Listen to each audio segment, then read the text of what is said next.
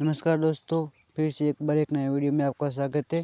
तो आज फिर से केएल राहुल ने बहुत ही एक अच्छी पारी खेली है, 84 रनों की पारी खेली है उन्होंने और टीम इंडिया को एक ऐसी पोजीशन पे से बचाया है जहाँ पर टीम इंडिया हार के कगार पर खड़ी थी।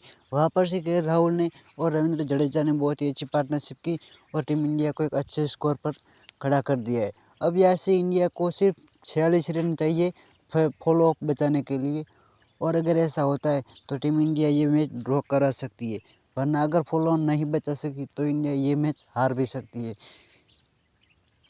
और रविंद्र जडेजा भी एक अच्छी पारी खेलते हुए, लेकिन केएल राहुल ने ये 84 रनों की पारी एक वहाँ पर से खेली है जहाँ पर इंडिया के 4 विकेट बहुत ही जल्द गिर गए थे। तो केएल राहुल एक बहुत ही अच्छी पारी खेली है और टीम इंडिया को फिर से जीत की ओर अग्रसर करते हुए।